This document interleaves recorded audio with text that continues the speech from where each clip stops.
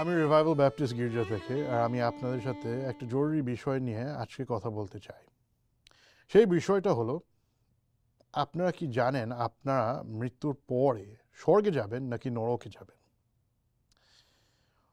অনেক লোকে বিশ্বাস করে যে তারা নিজেদের ধর্মর কারণে স্বর্গে যাবে, বা তারা নিজেদের ভালো কর্মর কারণে স্বর্গে যাবে, বা নিজেদের ব্যাপটিজমের কারণে স্বর্গে যাবে।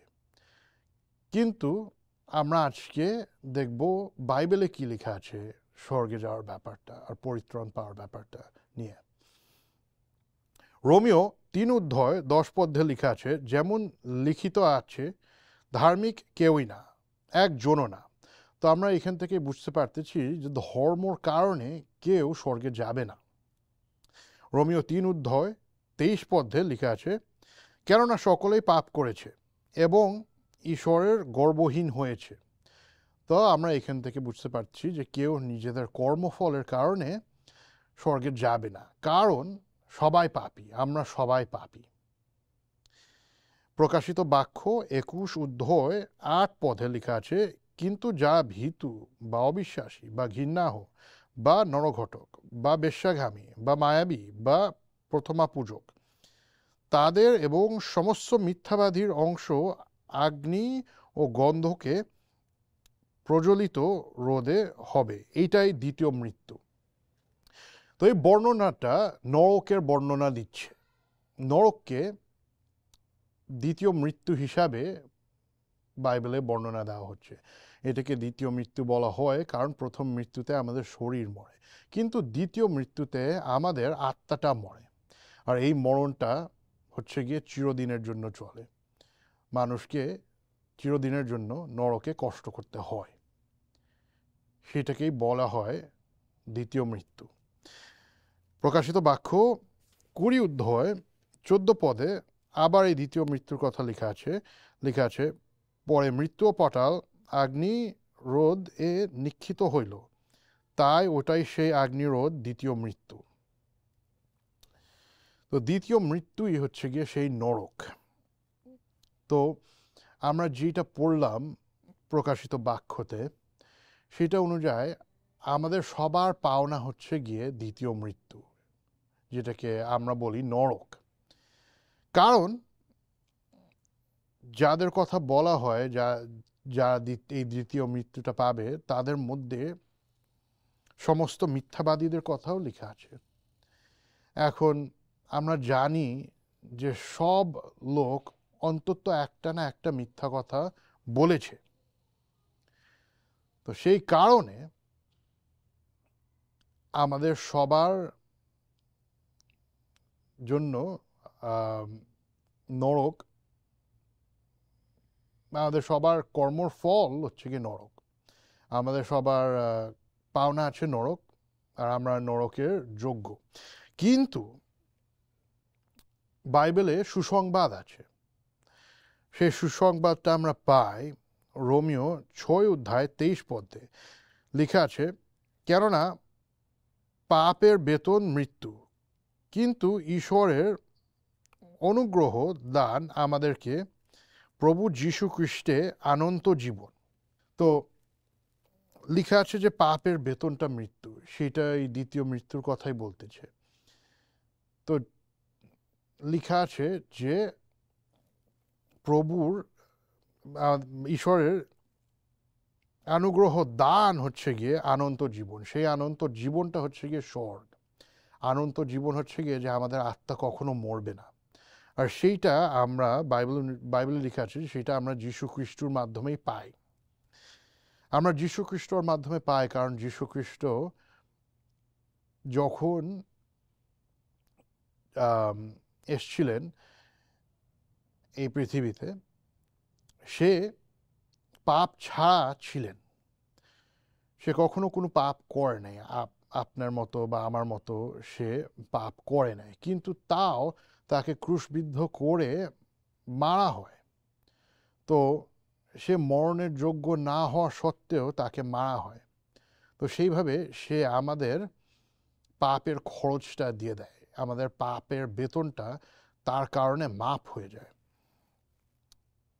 প্রেরিত 4:12 লেখা আছে, আর অন্য কারো কাছে পরিত্রাণ নেই, কেননা আকাশের নিচে মানুষের মধ্যে দাতা এমন আর কোনো নাম নেই যেই নামে আমাদেরকে পরিত্রাণ পেতে হবে। তো শুধু যীশুখ্রিস্ট এই পাপ ছাড়া ছিলেন, আর সেই আমাদের জন্য মরতে পারলেন। তো আমরা বুঝতে পারছি যে অন্য কেউ আপনার জন্য, আপনার পাপের জন্য মরতে পারে না, শুধু যীশুখ্রিস্টই আপনার পাপের জন্য মরতে পারে। তো যীশুখ্রিস্ট শুধু আপনার পাপের জন্য এই পৃথিবীতেই মরে নাই, এই এই এই পৃথিবীতে তাকে ক্রুশবিদ্ধ করে তাকে মারা হয়েছিল, কিন্তু আমরা মতি 12:40 পড়তে পারি, কারণ জোনা যেমন 3 দিবরাত্রি বিরাট মাছের উদরে ছিলেন, তেমনি মানুষপুত্র ও 3 দিবরাত্রি পৃথিবীর গর্ভে থাকবেন। তো পৃথিবীর গর্ভের ভিতরে হচ্ছে গিয়ে সেই নরক, সেই দ্বিতীয় মৃত্যু। তো আমরা বাইবেলে পড়ে বুঝতে পারতেছি যে যীশুখ্রিস্ট এই পৃথিবীতেও মরেছিলেন শরীরে, কিন্তু তার আত্মাও নরকে গেছিলেন আপনার পাপের খরচটা দেওয়ার জন্য। তো সেই 3 দিন 3 রাত তার আত্মাটা নরকে কাটিয়েছিল। তো সেইভাবে সে আপনার প্রত্যেকটা পাপের খরচ দিয়ে দেয়। তো আমাদেরকে শুধু যীশুখ্রিস্ট যেই কর্মটা আমাদের জন্য করেছে, যেই দানটা আমাদেরকে দিয়েছে, সেইটার উপর বিশ্বাস করতে হবে পরিত্রাণ পাওয়ার জন্য। এইটা আমরা পড়তে পারি এফেসীয় 2:8 এবং 9 পদে। কেননা অনুগ্রহে বিশ্বাস দ্বারা তোমরা পরিত্রাণ পেয়েছ, এবং এইটা তোমাদের হাতে নয়, ঈশ্বরের দান, তোমাদের কর্মের ফল নয়, যেন কেউ শ্লাঘা না করে। তো আপনার হাতের কর্ম না, এইটা আপনাকে উদ্ধার করা হয়েছে যীশু খ্রিস্টর কর্মের মাধ্যমে। রোমিও 5:8 লেখা আছে, কিন্তু ঈশ্বর আমাদের প্রতি তার নিজের প্রেম প্রদর্শন করেছেন, কারণ আমরা যখন পাপী ছিলাম তখনও খ্রিস্ট আমাদের নিমিত্ত প্রাণ দিলেন। তো আমরা বুঝতে পারতেছি যে আমরা পাপী থাকা সত্ত্বেও, আমরা স্বর্গে যাওয়ার অযোগ্য থাকা সত্ত্বেও যীশুখ্রিস্ট আমাদেরকে পরিত্রাণ দিলেন, আমাদেরকে উদ্ধার করলেন। প্রথম জন 5:13 লেখা আছে, তোমরা যা ঈশ্বরের পুত্রের নামে বিশ্বাস করিতেছ, আমি তোমাদেরকে সকল কথা লিখলাম, যেন তোমরা জানিতে পারো যে তোমরা অনন্ত জীবন পেয়েছ। তো লেখা আছে যে পেয়েছ অনন্ত জীবন, তার মানে যেই মুহূর্তে আপনি বিশ্বাস করলেন যীশুখ্রিস্ট আপনার জন্য মারা গেছিলেন, আপনাকে পরিত্রাণ দিয়েছেন, আপনাকে উদ্ধার করেছেন, সেই মুহূর্তে আপনি পরিত্রাণ পেয়ে গেছেন, সেই মুহূর্তে আপনার অনন্ত জীবন শুরু হয়। তো আপনি যদি এই বিশ্বাস নেন, সেটার পরে আপনি যদি পাপ করেন, সেটার পরে আপনি যদি যীশুখ্রিস্টকে ইভেন অস্বীকার করেন, তাও আপনি আপনার পরিত্রাণ হারাবেন না, কারণ যীশুখ্রিস্ট আমাদের প্রভু তার নিজের কথাটা রাখবে। আর আপনার জীবনটা, যেটাকে বলেছে বাইবেলে অনন্ত জীবন, সেটার থেকে আপনাকে বঞ্চিত করবে না, কারণ সে নিজেকে অস্বীকার করতে পারে না। তো রোমিও 10:13 লেখা আছে, কারণ যে কেউ প্রভুর নামে ডাকলে সেই পরিত্রাণ পাবে।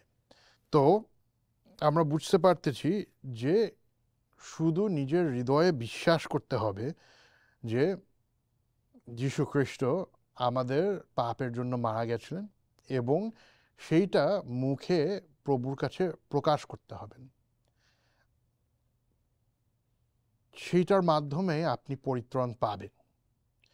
আপনার ব্যাপটিজম, আপনার ভালো কর্ম, আপনার গির্জাতে যাওয়া, সেটার মাধ্যমে আপনি পরিত্রাণ পাবেন না। এবং আপনারা যদি নিজেদের ভালো কর্মের উপরে বিশ্বাস রাখেন, তার মানে আপনারা যীশুখ্রিস্টের উপরে পুরোপুরি বিশ্বাস রাখলেন না। শুধু যীশুখ্রিস্টের উপরে বিশ্বাস রাখলেই আপনারা পরিত্রাণ পেতে পারবেন। আর যদি অন্য কিছুর উপরে বিশ্বাস রাখেন আপনারা পরিত্রাণের জন্য, তাহলে আপনারা পরিত্রাণ পাবেন না, আপনারা নরকে যাবেন। তো আমরা বুঝতে পারতেছি যে একভাবেই আপনি উদ্ধার হতে পারেন। আর আমরা এইটা দেখতে পারি প্রেরিত 16 অধ্যায় 23 পদে লেখা আছে। এটা পল এবং সাইলাসের কথা। তারা এই সুসংবাদটাই দেওয়ার সময় তাদেরকে বন্দি করা হলো। তো সেই সময় যেই লোক তাকে বন্দি করেছিল, সে এই কথাটা জিজ্ঞেস করেছিল একটা বিরাট ভূমিকম্প হওয়ার পর। আর তাদেরকে বাইরে এনে বলিল, মহাশয়রা, পরিত্রাণ পাইবার জন্যে আমাকে কি করতে হবে? তারা কইলেন, তুমি ও তোমার পরিবার যিশুতে বিশ্বাস কর, তাতেই পরিত্রাণ পাবে।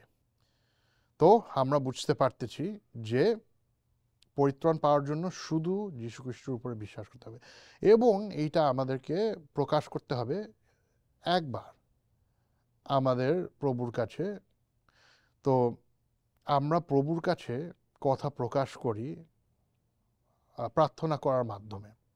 তো আপনি যদি পরিত্রাণ পেতে চান, আর অনন্ত জীবন পেতে চান, আর স্বর্গে যেতে চান, আপনি শুধু প্রার্থনার মাধ্যমে একবারই প্রকাশ করেন প্রভুর কাছে যে আপনি যীশুখ্রিস্টের উপরে বিশ্বাস করতেছেন নিজের পরিত্রাণের জন্য। আমরা এখনই প্রার্থনা করতে পারি, প্রভু যীশু, আমি জানি যে আমি একটা পাপী, আর আমি জানি যে আমি নরকের যোগ্য, কিন্তু আমি জানি যে আপনি আমার জন্য মরে গেছিলেন আমার পাপের খরচটা দেওয়ার জন্য। আমি আপনার কাছে আবদার করতেছি, আর শুধু আপনার কাছে আবদার করতেছি যে আপনি আমাকে উদ্ধার করেন। আমি নিজের কর্মের উপরে বিশ্বাস করতেছি না, আমাকে উদ্ধার করেন। আমেন। আপনি যদি নিজের হৃদয়ের থেকে যীশুখ্রিস্টের উপরে বিশ্বাস করেছিলেন আর প্রার্থনা করেছিলেন, প্রার্থনার মাধ্যমে প্রকাশ করেছেন যে আপনি যীশুখ্রিস্টের উপরে বিশ্বাস করতেছেন পরিত্রাণের জন্য, তাহলে আপনি পরিত্রাণ পেয়ে গেছেন, আপনি অনন্ত জীবন পেয়ে গেছেন।